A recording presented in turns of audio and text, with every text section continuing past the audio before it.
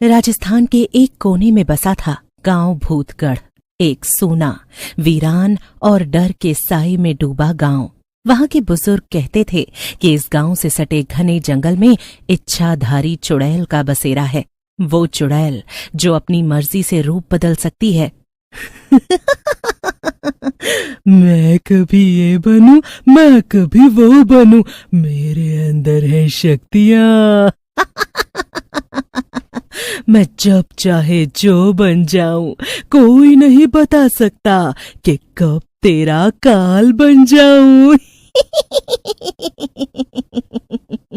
लोग उस चुड़ैल को देखा करते थे, लेकिन वो इतने आम इंसान की तरह घूमती कि कोई उसको पहचान न पाता।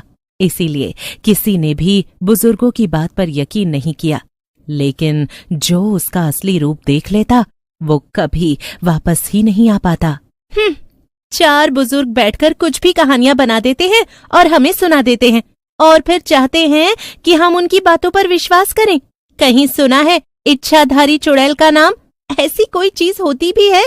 इनके पास टॉपिक्स ही नहीं होते तो कुछ भी बात करते हैं।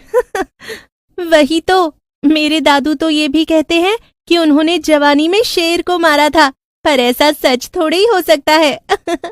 मीना और शीतल अपने घर के बुजुर्गों का मजाक बनाते हुए रास्ते से जा रही होती हैं। तभी उनको जंगल से आती हुई एक लड़की दिखाई देती है। वो लड़की इतनी सुंदर होती है मानो कोई परी हो। उसे देखकर शीतल मीना से बोलती है, यार वो लड़की देख, कितनी सुंदर है, कहीं यही तो वो चुड़ैल नहीं है? तू भी ना हर चीज का मजाक बना देती है। किसी दिन ये मजाक हमें डुबा देगा। ये बात सच थी, लेकिन गांव में किसी को ये यकीन नहीं होता सिवाय बूढ़ी दाई माँ के। उसका बेटा कई साल पहले गायब हो गया था और वो कहती थी, उसे चुड़ैल ले गई थी। मैंने उसके पैरों के निशान देखे थे, उल्टे थे, उल्टे। वो ले गई मेरे बेटे को मुझसे दूर करके। मैं पीछे गई थी, लेकिन तब तक वो जा चुकी थी। वो चुड़ैल ही थी जो मेरे बेटे को ले गई। फिर कभी नहीं देखा मैंने उसको। लोग हंसते, लेकिन अंदर ही अंदर सब डरते थे। वो सुंदर सी लड़की उसी गांव में आ गई। शायद वहां उसने अपना घर लिया था। तब मीना ने शीतल की तरफ इशारा किया, क्योंकि शीतल का ध्यान कहीं और था। अरे, ये तो वही है ना जिसको आज हमने देखा था? हाँ, ये तो वही है जिसका तू मजाक बना रही थी। ले, अब ये हमारे गांव में ही रहेगी, हमारे साथ में। बनाती रहे अब मजाक, तुझसे बदला भी ले सकती है वैसे ये अब। अरे, तो क्या हो गया? कौन सा ये सही में चुड़ैल है? और मैं डरती नहीं हूं इससे। मीना और शीतल अपने अपने घरों में जाकर सो जाती हैं, लेकिन रात होते ही उन्हें घुंघरुओं की आवाज सुनाई देती है। और ऐसा सिर्फ उनके साथ ही हो रहा था। दोनों अपने अपने घरों से बाहर निकलती हैं तो एक दूसरे को सामने खड़ा पाती हैं। अरे मीना, तुझे भी घुंघरू की आवाज आई क्या? मुझसे तो सोया ही नहीं जा रहा है, इतनी तेज घुंघरू की आवाज के बीच में। हाँ यार, मुझे तो समझ ही नहीं आ रहा बाकी लोग कैसे सो रहे हैं। तभी वो सुंदर सी लड़की भी बाहर आई। इससे पूछे क्या, इसको भी घुंघरू की आवाज आ रही हो? तभी तो ये बाहर निकल कर आई है। सुनो, क्या आपको भी घुंघरू की आवाज आ रही थी? फिर वो लड़की उनके पास आने लगी, और जैसे जैसे वो पास आ रही थी वैसे वैसे घुंघरू की आवाज तेज होती जा रही थी। शीतल और मीना समझ गईं कि घुंघरुओं की आवाज इसी लड़की के पैरों में से आ रही है। आप रात को घुंघरू पहनकर क्यों सो रही हैं? आपकी वजह से हम सो नहीं पा रहे हैं। वो खूबसूरत लड़की अचानक से एक बहुत ही भयानक चुड़ैल में परिवर्तित हो जाती है। फिर शीतल की तरफ इशारा करते हुए पूछती है, देखो, मेरे घुंघरू अच्छे हैं ना? शीतल और मीना बहुत डर जाती हैं। जब वो अपने घर की तरफ भागने की कोशिश करती हैं, तभी उनके घर के दरवाजे अपने आप बंद हो जाते हैं और उन्हें एक अनजानी शक्ति दोबारा से गांव के बीचों बीच लाकर खड़ी कर देती है। जो तूने कहा था वही हुआ। यही है वो चुड़ैल जिसके बारे में गांव में दादाजी बात किया करते थे। तुम लोगों को डर नहीं लगता ना? हाँ? अब लगेगा चुड़ैल उन दोनों को गांव के बीचों बीच टांग देती है और उनके गले में फांसी लगा देती है। अगले दिन जब गांव वाले उठते हैं तो सब सहम जाते हैं। एक दिन गांव में एक नया आदमी आया। नाम था विक्रम। उसने एक पुराना टूटा फूटा घर खरीदा जो गांव के बिल्कुल किनारे पर था। तब लोगों ने उसे चेताया, अरे उस ओर मत जाना, वहां जंगल की सीमा शुरू होती है और वहीं से शुरू होती है उसकी दुनिया। ये सारी बातें वहां खड़ी चुड़ैल भी सुन रही होती है। तभी अचानक से उसे विक्रम के हंसने की आवाज सुनाई देती है। अच्छा जी, तुझे भी डर नहीं लगता? आज रात को तुझे बताऊंगी कि चुड़ैल कितनी भयानक होती है। फिर चुड़ैल रात होने का इंतजार करने लग जाती है ताकि विक्रम सोए और वो विक्रम के पास जाए।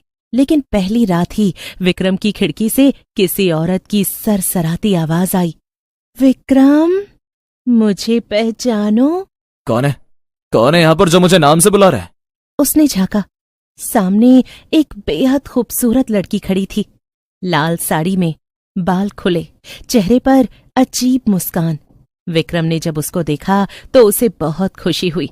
उसने झट से दरवाजा खोल दिया और उस लड़की से पूछा, कौन हो तुम और इतनी रात को यहाँ क्या कर रही हो, वो भी गांव में? जाओ अपने घर जाकर आराम करो और मुझे भी करने दो। अगले दिन गांव में सबने देखा विक्रम की आंखों के नीचे काले घेरे थे और उसके हाथ पर नाखूनों के निशान थे। एक ही रात में कैसी हालत हो गई। उसके बाद से किसी का ध्यान उस चुड़ैल पर ना जाए, इसके लिए चुड़ैल अलग अलग रूप लेकर इधर उधर घूमती रहती। काश ऐसे ही मैं अपना जीवन काट दूं।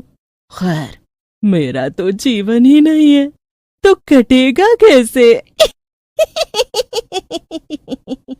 एक रात मक्खन, गांव का एक नशेड़ी लड़का, जंगल में चला गया। क्या बात है मक्खन, आज तो जंगल में चले आए हो, लेकिन अब जंगल से गांव वापस कभी नहीं जा पाओगे। इच्छाधारी चुड़ैल अचानक से उसकी बेटी का रूप धरकर उसके सामने आ जाती है, जिसको देख मक्खन अचंभित हो जाता है और बड़े प्यार से उससे पूछता है, अरे मेरी बेटी, तू यहाँ क्या कर रही है? तू जंगल में क्यों चली आई? यहाँ पे वो चुड़ैल, मैं उसको मारने आया हूँ। चल इधर आजा मेरे पास, मैं पहले तुझे घर पहुंचा दूं, फिर उस चुड़ैल को मारने आऊंगा। एक ही बार में पागल बना दिया ना?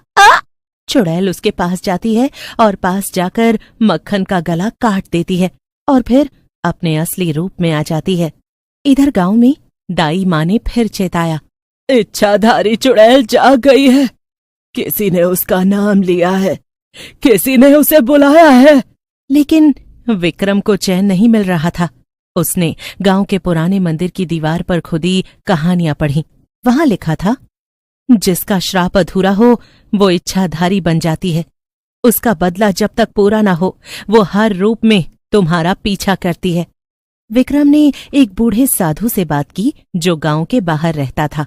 उसने बताया, वर्षों पहले एक लड़की रंभा को गांव वालों ने डायन कहकर जिंदा जला दिया था, लेकिन वो निर्दोष थी। उसकी आत्मा ने बदला लेने की कसम खाई। उसी दिन से वो इच्छाधारी चुड़ैल बन गई। वो सब तो ठीक है बाबा, लेकिन वो मुझे क्यों परेशान कर रही है? क्योंकि तू उसी वंश का है जिसने उसे मारा था। लेकिन मैंने तो उसका कुछ नहीं बिगाड़ा, मुझे तो पता भी नहीं इन सब चीजों के बारे में, तो वो मेरे पीछे क्यों पड़ी हुई है? फिर विक्रम ने एक दिन साहस कर जंगल की ओर जाना तय किया।